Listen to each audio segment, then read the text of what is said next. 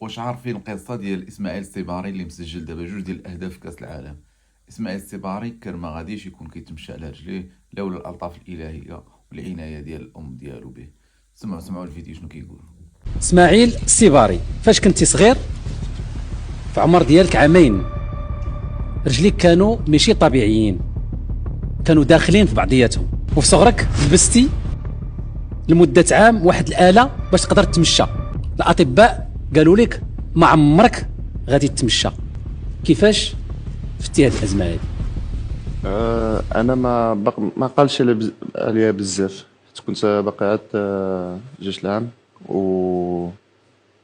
ولكن ماما قالت عاودت لي هذيك القصه، ومع عند الله جات مزيان، وقلها من الدعاوي ديال ماما وديال خالتي وبابا، دونك الحمد لله.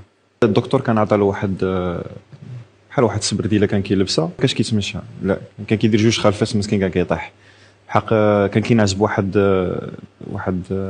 الصباط، بحال الصباط فيه بحال واحد الحديده طالعه حتى الركبه، باش ملي كينعس كان الجرو كان كينعس بهم مسرحين وبحال هكاك، ومسكين ما كانش كيقدر ينعس في الليل، كيفيق بزاف، والوالده حتى هي صبرات معاه بزاف.